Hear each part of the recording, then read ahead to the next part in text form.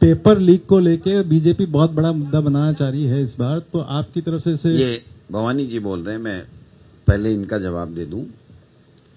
जिस केस में मेरे घर पे सर्च करने ईडी आई, वो केस पेपर लीक से संबंधित था, बट उन्होंने मेरे से एक सवाल भी नहीं पूछा, मेरा कोई स्टेटमेंट नहीं लिया, मेरे एक फोन के अलावा मेरे से कुछ भी जब्त नहीं किया। एक बात।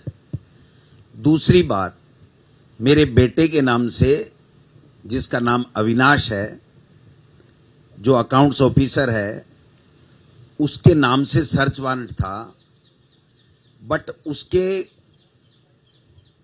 रहने के स्थान के अलावा उन्होंने इच्छा जाहिर की कि हम पूरे आपके परिवार के परमिसेस की सर्च करेंगे। मैंने सहर्ष उनको अनुमति दी, उन्होंने पूरा सर्च किया, मेरे दोनों बेटों के रेजिडेंस को किया जो एक ही परिसर में है, मेरे रेजिडेंस को किया, मेरे जो पॉलिटिकल मेरा ऑफिस है उसका सर्च किया, और मिला 2 बेटे और एक बाप का, यानी मेरा मोबाइल और उनका, दोनों बेटों का ईमेल पेन ड्राइव में ले गए।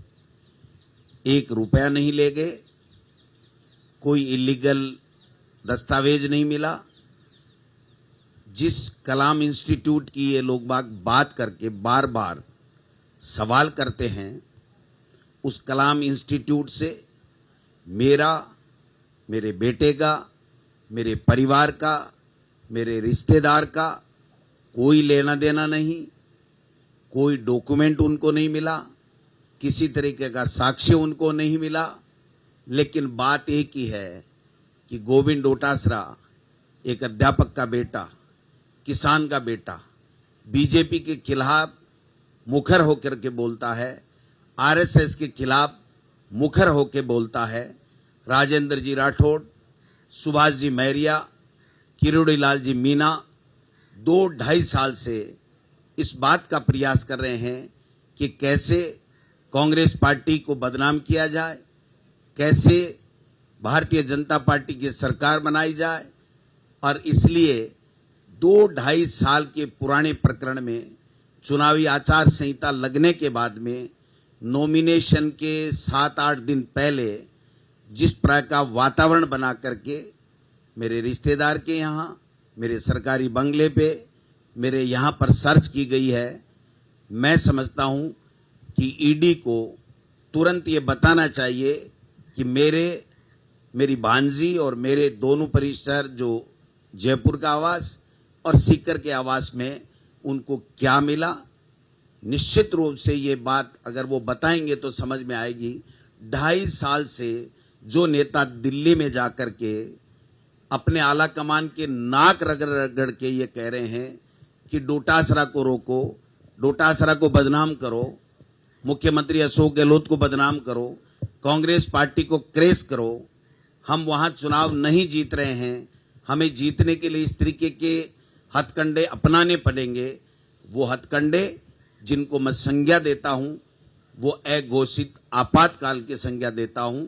जिस तरीके से एक माहौल बना करके केवल और केवल ये साजिश रची जा रही है कि ये चुनाव में काम नहीं कर सकें, इनका ध्यान भटके, ये इसी काम में इधर उधर में लग जाएं, और सारे के सारे भय के वातावरण में इनके जो आसपास इनके कार्यकर्ता हैं, इनके रिश्तेदार हैं, इनके परिवारजन हैं, वो इनसे दूरी बना लें। मैं ये इसलिए कह रहा हूं कि अगर इनको कुछ भी करना था तो 2.5 साल के लगभग हो गए इस प्रकरण में। 2.5 साल में गोविंद डोटासरा यहीं था, इसका बेटा यहीं था, ये परिसर यहीं थे, तो ये आ जाते। लेकिन मैं एक बात आज कहना चाहता हूं, गोविंद डोटासरा कांग्रेस का वो सच्चा सिपाही है जो राहुल गांधी जी जो कहते हैं कि डरो मत, उस पर विश्वास करता है। एक किसान का बेटा है, एक अध्यापक का बेटा है, ईमानदारी के साथ में पार्टी के साथ खड़ा है, पार्टी के साथ खड़ा रहूंगा। इस शरीर में जब तक जान है, न डरना है, न पार्टी को नुकसान पहुंचाना है। मैंने कल भी कहा था कि मेरा कोई भी ऐसा एक्ट नहीं मिलेगा जिंदगी में जिससे मेरे लक्ष्मणगढ़ की जनता को नीचा देखना पड़े, मेरे परिवार को नीचा देखना पड़े या मेरी पार्टी को नीचा देखना पड़े। इन चीजों से कोई घबराने वाले नहीं है। मैं एक बात कहते हुए अपनी बात समाप्त करूंगा कि ये जो 10 गारंटियां हमारी सरकार ने, मुख्यमंत्री जी ने पहले दी हैं, 7 गारंटियां एक आज और दी हैं।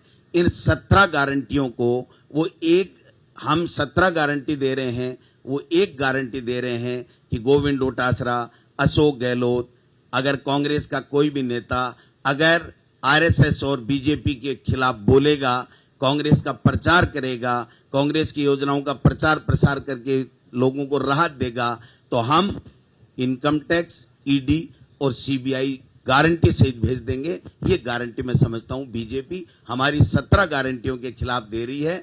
ये अघोषित आपातकाल है, हम इसकी निंदा करते हैं।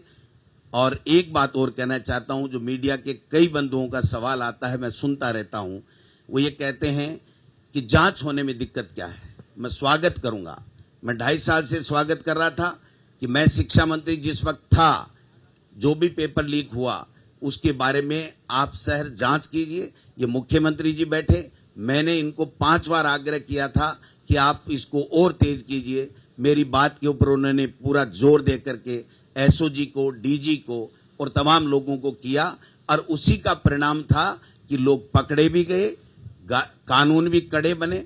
देश में किसी भी जगह इस तरीके का कड़ा कानून पेपर लीक के खिलाफ नहीं है, जबकि पूरे देश में हर स्टेट में पेपर लीक हो रहे हैं। इनको पेपर लीक से कोई मतलब नहीं है, इनको बच्चों के भविष्य से कोई मतलब नहीं है। इनको जो कांग्रेस का नेता बीजेपी के और आरएसएस के खिलाफ बोलेगा, उसको बिना कोई एविडेंस जेल में डालने के लिए, उसको हैरान परेशान करने के लिए इनका टास्क फोर्स बना हुआ है। उस टास्क फोर्स का ये दुरुपयोग कर रहे हैं, मैं समझता हूं। इसलिए मैं ये कहना चाहता हूं, न डरेंगे न घबराएंगे। कांग्रेस हमारी मां है, उसको जिताएंगे, उसका प्रचार प्रसार करेंगे और दोबारा 2023 में कांग्रेस की सरकार बनाएंगे। आजीवन कारावास की सजा जिस कानून में दे दी। और एक बात बताओ मेरे भाइयों, मैं आपसे पूछना चाहता हूं, सब मेरे मित्र हो, 2.5 साल से गोविंद डोटासरा यही है, परिवार के लोग यही हैं, तो ये आनन फानन में नॉमिनेशन के 4 दिन पहले, 3 दिन पहले क्या कहना चाहते हैं? मैं व्यक्तिगत हमले करता नहीं, लेकिन मैं एक बात कहना चाहता हूं। मेरे खिलाफ सुभाष जी महरिया, जो राजेंद्र जी राठौड़ साहब के अभिन्न मित्र हैं, वो चुनाव लड़ रहे हैं। वो आज 2 महीने से ये बात कह रहे हैं, उनके वीडियोज आपके पास में हैं सोशल मीडिया के माध्यम से, कि चुनाव को ऐसा रंगीन बना दूंगा कि गोविंद डोटासरा चुनाव लड़ना भूल जाएगा। मैं उन सुभाष जी को, राजेंद्र जी राठौड़ साहब को और बीजेपी के नेताओं को कहना चाहता हूं, अगर जेल में भी डाल दो, गोविंद डोटासरा की जनता, कांग्रेस का कार्यकर्ता गोविंद डोटासरा के साथ में है। जेल से भी जीत के आऊंगा, चिंता करने की आवश्यकता नहीं है। इनके मंसूबे कामयाब नहीं होंगे। ये कायर लोग हैं, ये इस तरीके से वार करना जानते हैं, जनता का दिल जीतना नहीं जानते हैं, क्योंकि इन्होंने 5 साल में कुछ काम नहीं किया, यही काम किया है, ये मैं कहना चाहता हूं। धन्यवाद।